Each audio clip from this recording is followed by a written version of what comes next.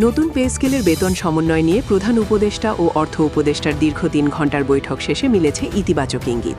সরকারি চাকরিজীবী ও পেনশনভোগীদের জন্য আসছে বড় সুখবর।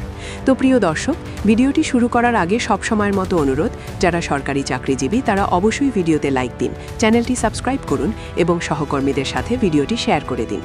নবম জাতীয় পে স্কেলের বেতন কাঠামো চূড়ান্ত করার লক্ষ্যে আজ রাষ্ট্রীয় অতিথি ভবন যমুনায় প্রধান উপদেষ্টা ডক্টর মোহাম্মদ ইউনুস ও অর্থ উপদেষ্টা সারিহু বিন আহমেদের মধ্যে প্রায় ৩ ঘণ্টা ব্যাপী একটি গুরুত্বপূর্ণ বৈঠক অনুষ্ঠিত হয়েছে।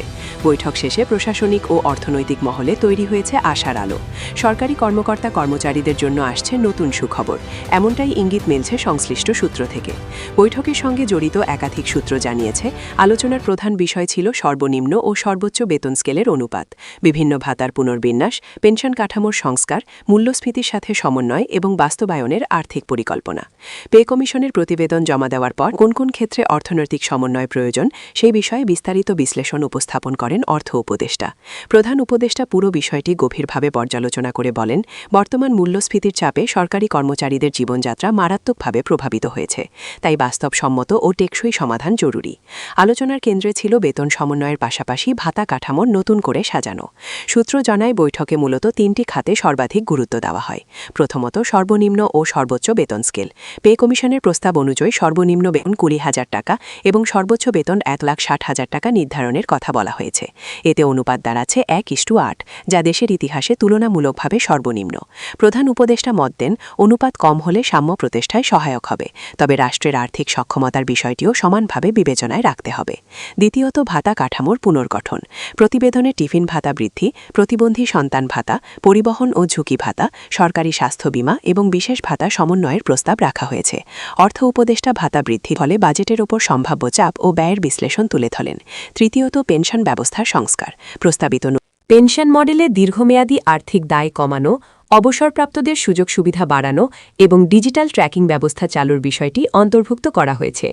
৩ ঘণ্টার আলোচনা শেষে স্পষ্টভাবে মিলেছে সুখবরের সিগন্যাল। বৈঠক শেষে প্রধান উপদেষ্টার কার্যালয়ের এক কর্মকর্তা জানান, বেতন সমন্বয় নিয়ে অর্থ উপদেষ্টার বিশ্লেষণ ছিল অত্যন্ত বাস্তবভিত্তিক। আজকের আলোচনার মাধ্যমে বিষয়টি বাস্তবায়নের পথে অনেকটাই এগিয়ে গেছে। তিনি আরও বলেন, কর্মচারীরা দীর্ঘদিন ধরে অপেক্ষা করছেন এবং সরকার সেই বাস্তবতা পুরোপুরি উপলব্ধি করে। খুব শিগগিরই ইতিবাচক ঘোষণা আসতে পারে।